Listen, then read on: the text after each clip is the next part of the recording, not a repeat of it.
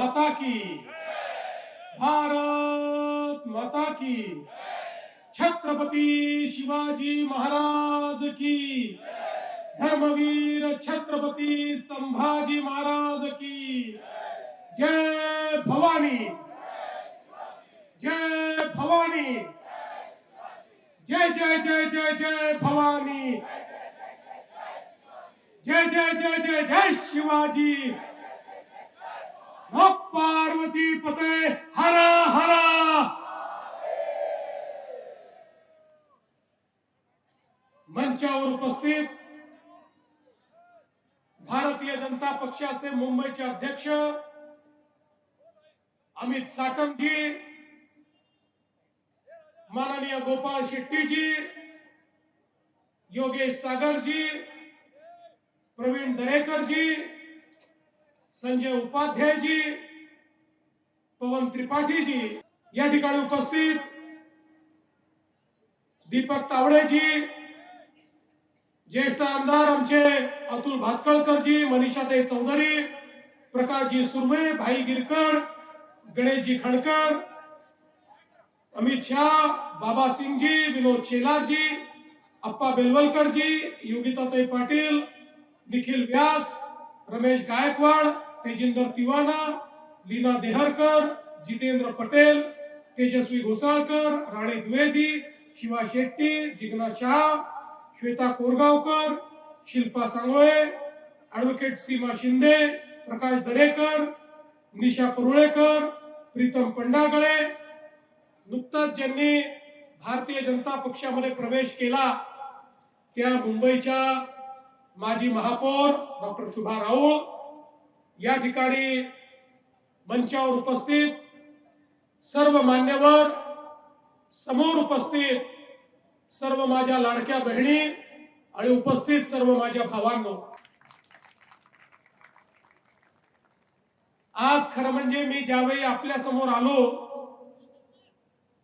त्यावेळी सकाळी एक वचननामा जाहीर झालाय. मला आश्चर्य वाटतं, काल आई जिजाऊंची जयंती होती, कालही हा वचननामा जाहीर करता आला असता, पण अलीकडच्या काळामध्ये ज्यांना वंदे मातरमची एलर्जी आहे अशा लोकांसोबत आमचे काही जुने मित्र बसायला लागले, त्यामुळे त्यांना आता कशा कशाची एलर्जी आहे हे मला या ठिकाणी सांगण्याचं कारण नाही आहे. आणि म्हणून आज आमचे मामू म्हणजे अमितने सांगितलं ते मामू म्हणत नाही मी, माजी मुख्यमंत्री आमचे मामू उद्धवजी,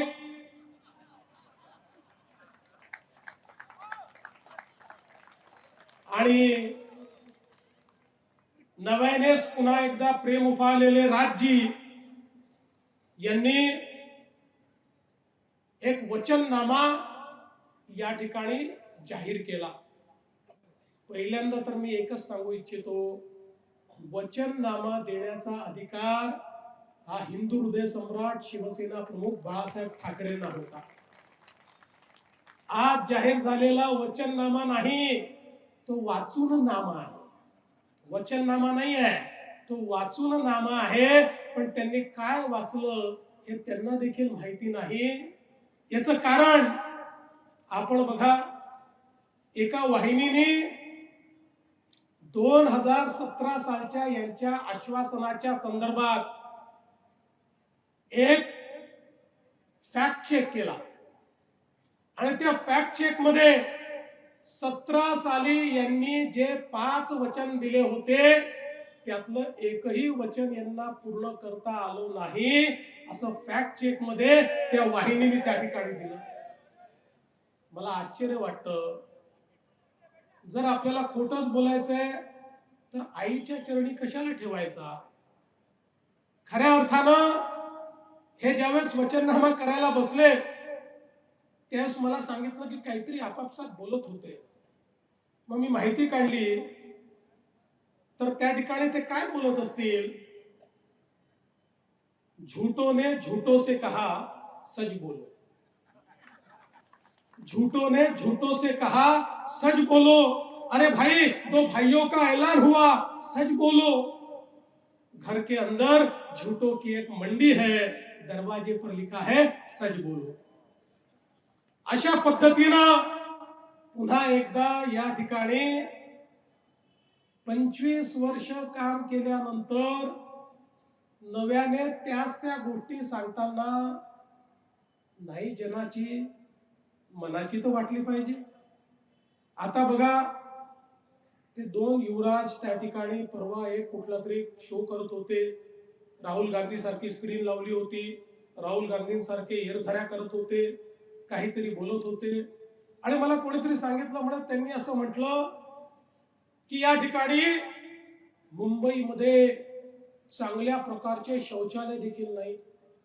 आता आम्हाला काय विचारता, घरी जाऊन बाबांना किंवा काकांना विचारा, 25 वर्षामध्ये मुंबईमध्ये शौचालय पण का तयार झाले नाहीत याचं उत्तर आम्ही द्यायचं की बाबांनी आणि काकांनी द्यायचं। पण खऱ्या अर्थानं आपण एक लक्षात घ्या की आज या ठिकाणी जो वचननामा आलेला आहे त्यात वचनही नाही आहे, त्यात नामाही नाही आहे, त्यात काही होणारही नाही आहे। त्यांनाही हे माहिती आहे की आपण जे बोलतोय ते करण्याची संधीच आता जनता आपल्याला ठेवणार नाही आहे। 25 वर्ष खूप संधी मिळाली, आता याच्या पुढे ही संधी नाही आहे। आणि आमचे राज ठाकरेजी म्हणाले 20 वर्ष झाले आता जेलमधून बाहेर आल्यासारखं वाटतंय। म्हणजे मातोश्रीहून शिवतीर्थावर गेले, शिवतीर्थ जेल समजायचं। बरं जेलमध्ये घातलं कोणी तुम्हाला, कोणी तुम्हाला घातलं जेलमध्ये हे तरी सांगितलं पाहिजे। आणि कुठल्या गुन्ह्यामध्ये गेला होता आणि आता शिक्षा संपली का? खरं म्हणजे आज ज्यावेळी अनेक लोकांनी ते बघितलं, मी तर नाही बघितलं, मी आपले कार्यक्रम करत होतो, मला अनेकांनी सांगितलं की राज ठाकरेंची काही बॉडी लँग्वेज लक्षात येत नव्हती, काही जमत नव्हतं, नेहमीसारखे राज ठाकरे वाटत नव्हते। मी तुम्हाला यापूर्वीच सांगितलेलं आहे, आमच्या अमित साटमने देखील सांगितलेलं आहे, हा प्रीती संगम नाही आहे, हा भीती संगम आहे। या ठिकाणी महायुतीच्या भीतीमुळे आता हे एकत्रित आलेले आहेत, याच्यामध्ये कुठलीही प्रीती नाही आहे, हे आपण लक्षात घेतलं पाहिजे। मला कोणीतरी म्हणालं कार्टुनिस्ट आणि कॅमेरामॅनची युती झाली, मी म्हटलं नाही, असं म्हणणं योग्य नाही। मग म्हणे कॉमेडियन आणि कॅमेरामॅनची युती झाली, म्हटलं हेही म्हणणं योग्य नाही। मी त्याला स्पष्ट सांगितलं कोणाचं प्रोफेशन काही असू शकतं, त्याच्यावरनं तुम्ही त्यांची खिल्ली उडवणं हे योग्य नाही। ही युती कार्टुनिस्ट आणि कॅमेरामॅनची नाही आहे, ही युती कन्फ्युजन आणि करप्शनची युती आहे। एक कन्फ्युज्ड आहे आणि दुसरा करप्ट लोकांचा नेता आहे। कन्फ्युजन आणि करप्शनची नीती आहे आणि खऱ्या अर्थानं आपण एक लक्षात घ्या, या कन्फ्युजन आणि करप्शनच्या विरुद्ध आमची युती कॅपॅसिटी आणि करेजची युती आहे। या मुंबईला बदलण्याचा एक ध्यास घेऊन या ठिकाणी आता आम्ही युती केली आहे। बघा आता यांना मराठी माणूस नको आहे, यांना चंगेज मुलतानी आता जवळचा वाटतो। आता चंगेज करतात त्या ठिकाणी, पायघड्या टाकण्याचं काम चाललेलं आहे। बलात्काराचा आरोप असू द्या, खोटे प्रमाणपत्र असू द्या, त्यांच्याकरता पाय घड्या घालत हे निघालेले आहेत। आणि म्हणून बंधू भगिनींनो, खऱ्या अर्थानं आज जर या ठिकाणी आपण बघितलं तर यांच्या जवळ सांगण्याकरता काहीच नाही, हे काहीच सांगू शकत नाही। हे या ठिकाणी कुठल्याही प्रकारे विकासावर बोलत नाहीत। मी तर 4 वेळा सांगितलं, 4 वेळा की विकासावरचं यांचं भाषण दाखवा आणि 1000 रुपये मिळवा। माझे 1000 रुपये अजून खिशातच आहेत, ते जातच नाहीत। त्यामुळे आज मी ठरवलं की आता 1000 रुपये नाही, ते जर विकासावर बोलले मी 2000 रुपये या ठिकाणी देणार आहे। मी माझा प्राइज मनी जो आहे आता 2000 रुपयाला नेलेला आहे। पण बंधू भगिनींनो, या निमित्ताने मी एवढंच सांगू इच्छितो, आम्हाला सांगण्यासारखं दाखवण्यासारखं या ठिकाणी आहे। खऱ्या अर्थानं मुंबईमध्ये आपण जे केलेलं परिवर्तन आहे ते आपण सगळ्यांनी बघितलेलं आहे। मुंबईचा चेहरा मोहरा आपण बदलतो। ज्या प्रकारे या ठिकाणी गेल्या 10 वर्षामध्ये 7.5 वर्ष आपलं राज्य, त्या राज्यामध्ये आपण जे परिवर्तन केलं माननीय मोदीजींच्या नेतृत्वात या देशामध्ये आणि महाराष्ट्रामध्ये महायुतीचं सरकार आल्यानंतर ज्या प्रकारे मुंबईचा चेहरा आपण बदलला, आता देशभरातले लोक या मुंबईमध्ये येतात आणि सांगतात हो आम्हाला बदललेली मुंबई पाहायला मिळते. अनेक लोक आश्चर्याने तोंडात बोट घालतात, इतक्या कमी वेळामध्ये एवढं मोठं ट्रान्सफॉर्मेशन कसं होऊ शकतं. बंधू भगिनींनो, आम्ही केवळ इन्फ्रास्ट्रक्चर करणारे लोक नाही आहोत, लोकांच्या समस्या समजणारे लोक आहोत. आपल्याला कल्पना आहे या दहिसर मध्ये आपल्या एअरपोर्ट अथॉरिटीच्या रडारचा प्रश्न होता. आमच्या ताई सातत्याने त्या ठिकाणी मनीषा ताई तो प्रश्न मांडत होत्या, आपले सगळे आमदार त्या संदर्भात आवाज उचलत होते. आज हा प्रश्न त्या ठिकाणी सोडवण्याचं काम आपल्या सरकारने केलं आणि आता या सगळ्या भागामध्ये मोठ्या प्रमाणात आपल्या सामान्य माणसाला मोफत घर देण्याचा प्रश्न आपण त्या ठिकाणी मार्गी लावला. अनेक प्रश्न आपण मार्गी लावतो. सीओडीचा प्रश्न आहे, आमचे प्रयत्न चालले आहेत. मला विश्वास आहे माननीय देशाचे जे काही आमचे डिफेन्स मिनिस्टर साहेब आहेत त्यांच्यापर्यंत आम्ही पोहोचलो आणि मी तुम्हाला सांगतो लवकरच सीओडीचा प्रश्न देखील आम्हीच या ठिकाणी सोडून दाखवू. ओसी नसलेल्या इमारतींना पाणीपट्टी दुप्पट लागायची, ते आपण रद्द केलं. आज एसआरएच्या माध्यमातून मोठ्या प्रमाणात पुनर्विकासाचे प्रकल्प हातामध्ये घेतले. या ठिकाणी अनामत रक्कम ही बिल्डर 40,000 रुपये ठेवायचा, ती 1,00,000 रुपये आपण केली. त्या ठिकाणी आमच्या झोपडपट्टीतल्या लोकांना त्यांचे किरायाचे पैसे ऍडव्हान्स मध्ये मिळाले पाहिजे याकरता व्यवस्था उभी केली. लोक जे बाहेर आहेत ते आपल्या घरामध्ये आले पाहिजे याकरता जे काम न करणारे विकासक होते त्यांना रद्द केलं आणि काम करणारे विकासक हे त्यांच्या जागी आणले. कारण आम्हाला कागदावरच्या योजना नको आहेत. एसआरएच्या माध्यमातून या ठिकाणी झोपडपट्टीत राहणाऱ्या प्रत्येक व्यक्तीला त्याचं हक्काचं मालकीचं घर आम्हाला द्यायचं आहे. आणि मी तुम्हाला सांगतो पूर्वी ज्यावेळी झोपडपट्टी मुक्त मुंबईचा विचार केला जायचा त्यावेळी झोपडपट्टीवाल्यांना इकडून काढून कुठेतरी टाकून द्यायचं अशा पद्धतीची संकल्पना होती. होय आम्ही झोपडपट्टी मुक्त मुंबई करून दाखवू, पण त्या झोपडपट्टीत बसलेल्या गरीबाला त्याचं हक्काचं घर हे आम्ही त्या ठिकाणी दिल्याशिवाय थांबणार नाही, हा आमचा संकल्प आहे. आणि आज मला दिसतंय पुढच्या 7 वर्षांमध्ये एक आम्ही रोडमॅप तयार केलाय. पुढच्या 7 वर्षात या मुंबईला झोपडपट्टी मुक्त करून मुंबईतल्या प्रत्येक व्यक्तीला आपलं स्वतःचं घर हे देण्याचं काम या ठिकाणी आपल्या सरकारच्या माध्यमातून आपण करणार आहोत. आज पुनर्विकसित प्रकल्पांना आपण सौर ऊर्जा सक्तीची केली, त्यामुळे लिफ्ट आणि मेंटेनन्सचा विजेचा खर्च हा मोठ्या प्रमाणात कमी झालेला आहे. मुंबईकरांचा घरांचा प्रश्न आपण सोडवतो आहोत आणि त्यासोबत या मुंबईला डिकंजेस्ट करण्याचा प्रयत्न आपण करतो. मुंबईमध्ये जो सामान्य माणूस आहे त्या सामान्य माणसाचं अर्ध आयुष्य हे रस्त्यावर जातं, हे ट्रेन मध्ये जातं, ते लोकल मध्ये जातं, ते बस मध्ये जातं, ते ऑटो मध्ये जातं, ते त्या ठिकाणी एखाद्या टॅक्सी मध्ये जातं. त्याचं अर्ध आयुष्य हे रस्त्यावरनं किंवा ट्रेन मधनं ट्रॅव्हल करता करता त्या ठिकाणी संपतं. आपल्या जीवनातले महत्वाचे क्षण जे आपल्या आप्त स्वकीयांसोबत त्याला घालवायचे असतात ते घालवायला देखील त्यांना वेळ मिळत नाही. आणि म्हणून आपण ज्या प्रकारचे प्रकल्प हातामध्ये घेतले, आज तुम्ही बघा आपल्या मुंबईची 60% ट्रॅफिक ही या वेस्टर्न एक्सप्रेसवे वरनं जाते. वेस्टर्न एक्सप्रेसवे ही मुंबईची एक प्रकारे लाईफ लाईन आहे.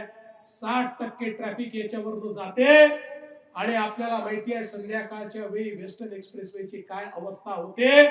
लोकांना कशा पद्धतीनं त्या ठिकाणी अनेक वेळा छोटासा ऍक्सिडेंट झाला तर 2-2 तास थांबावं लागतं. आणि म्हणून हा वेस्टर्न एक्सप्रेसवे डिकंजेस्ट करण्याकरता आपण कोस्टल रोडचं काम तर केलं. आता बांद्र्यापासून वर्सोव्याचं काम चाललेलं आहे. वर्सोव्यापर्यंत जाताना 4 ठिकाणी तो आपण जोडणार आहोत. वर्सोव्यापासून आता दहिसर पर्यंतचं काम कोस्टल रोडचं सुरू केलेलं आहे. दहिसर पासून भाईंदरचं कोस्टल रोडचं काम चालू केलेलं आहे. म्हणजे काय, आता वेस्टर्न एक्सप्रेसवेला पूर्ण पॅरलल अशा प्रकारचा कोस्टल रोड हा भाईंदर पर्यंत आम्ही नेतो आहोत. म्हणजे वेस्टर्न एक्सप्रेसवेवर कुठलाही ट्रॅफिक त्या ठिकाणी थांबणार नाही अशा प्रकारची व्यवस्था केली आहे. आणि हे कुठलेही काम कागदावर नाहीत, प्रत्यक्षात काम सुरू झालेले आहेत. त्या ठिकाणी मोठ्या प्रमाणात सगळ्या परमिशन घेऊन आता कामाची सुरुवात केली आहे. आणि आमचा प्रयत्न आहे 2028 सालापर्यंत वेस्टर्न एक्सप्रेसवेला संपूर्ण पॅरलल असा कोस्टल रोड हा भाईंदर पर्यंत आम्ही त्या ठिकाणी नेऊन दाखवू. आणि त्याच्या पुढेही नेणार आहोत. आम्ही भाईंदर पासून विरार पर्यंत नेणार आहोत. आणि एवढंच नाही तर या वेस्टर्न एक्सप्रेसवेला एक पॅरलल असा आपण डीपी रोड गोरेगाव आणि मागाटनेच्या मध्ये तयार करतो. पुढच्या 2 वर्षामध्ये त्याचंही काम आपण पूर्ण करून दाखवू. मी माझ्या वॉर रूम मध्ये घेतलेले सगळे प्रोजेक्ट्स आहेत रेकॉर्ड स्पीड मध्ये. कारण मुंबईतल्या या प्रोजेक्ट्स करता सर्वोच्च न्यायालयातनं परवानगी घ्यावी लागते. सर्वोच्च न्यायालयातने काही प्रतिबंध टाकलेले आहेत. मला सांगताना आनंद वाटतो, या प्रत्येक प्रोजेक्टची या ठिकाणी गेल्या 6 महिन्यामध्ये आम्ही पाठपुरावा करून सर्वोच्च न्यायालयाची परवानगी मिळवलेली आहे. आता इथे कुठेही थांबण्याचं कारण नाही आहे. आपल्याला माहिती आहे बोरीवली ठाणे बोगदा आपण तयार करतो. बोरीवली आणि ठाण्याचा जो टनेल आहे हा एक प्रकारे अशा प्रकारचा टनेल आपण तयार करतो की ज्या माध्यमातून 1.5-2 तास फिरून जे आपल्याला यावं लागत होतं आता 15 मिनिटांमध्ये ठाणे टू बोरीवली आणि बोरीवली टू ठाणे हे आपल्याला त्या ठिकाणी जाता येणार आहे. अशा पद्धतीनं हे काम देखील आपण या ठिकाणी करतो. जोगेश्वरी टर्मिनसचं काम असेल किंवा या ठिकाणी बोरीवली, कांदिवली आणि मालाड अमृत भारत स्थानकांच्या अंतर्गत त्याही ठिकाणी काम चाललेलं आहे. बंधू भगिनींनो, मोदीजींनी तर या ठिकाणी आपल्याला अशा प्रकारचं एक उपहार दिलेला आहे. आपल्या सबर्बन रेल्वे करता, आपल्या लोकल ट्रेन करता स्टेशन सुंदर होत आहेत. स्टेशनवर त्या ठिकाणी एस्केलेटर्स लागले आहेत. स्टेशन्सवर व्यवस्था झाल्या आहेत. आता आपल्या ट्रेनचे डबेही वाढतायत. पण हे सगळं होत असताना आता पुढचा टप्पा काय आहे? काही लोक म्हणाले तुम्ही मेट्रो आणली, मेट्रो मध्ये सगळे एअर कंडिशननी जातात, स्वच्छ अशा प्रकारची मेट्रो असते. इथे मात्र आम्ही लटकून लटकून जातो, रोज लोक मरतात. काही सबर्बन रेल्वेकडे तुमची नजर आहे की नाही? मला त्यांना सांगायचं आहे मोदीजींच्या नेतृत्वात निर्णय झालाय आणि आता टप्प्याटप्प्याने सबर्बन रेल्वेच्या सगळ्या ट्रेन या बंद दरवाजा सहित एसी ट्रेन होणार आहे. पण टाळ्या याच्यावर वाजवू नका, टाळ्या पुढे वाजवा. या एसी ट्रेन झाल्या तरी सेकंड क्लासचं तिकीट नॉन एसीचं जे आहे तेवढंच राहणार आहे. ते तिकीट न वाढवता मुंबईकरांना आपण ह्या ट्रेन देणार आहोत. मित्रांनो, आम्ही जे सांगतो ते करतो. मी 2017च्या निवडणुकीमध्ये जेव्हा म्हणायचो मुंबईमध्ये सिंगल पासवर तुम्हाला ट्रेन मध्ये जाता येईल, तुम्हाला मेट्रोतही जाता येईल, तुम्हाला मोनोतही जाता येईल, तुम्हाला बस मध्ये जाता येईल. काही लोक म्हणायचे फडणवीस जरा जास्तच बोलतात, पण आम्ही ते करून दाखवलं. आता सिंगल कार्ड वर आम्ही तुम्हाला आणलंय. एक ऍप आहे, एक कार्ड आहे, एक त्या ठिकाणी डाउनलोड केलं की कुठल्याही मोड ऑफ ट्रान्सपोर्ट मध्ये तुम्ही बसू शकता. पुन्हा पुन्हा तिकीट काढण्याची आवश्यकता नाही आहे. हे देखील या ठिकाणी आपल्या सरकारने करून दाखवलेलं आहे. आणि म्हणून बंधू भगिनींनो, एकीकडे मेट्रोचं काम इतक्या वेगानं चाललेलं आहे. तुम्ही बघा त्यांच्यात आणि आपल्यातला फरक काय आहे. 15 वर्ष त्यांचं सरकार होतं.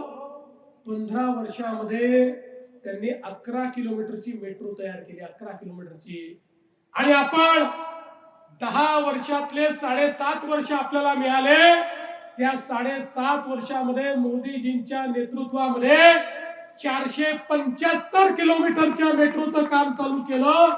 जवळपास 250 किलोमीटरचं काम अंतिम टप्प्यामध्ये आहे. याही वर्षी 50 किलोमीटरचं काम आता लोकार्पित केलं मागच्या वर्षी, आता पुन्हा 50 किलोमीटरचं करतो.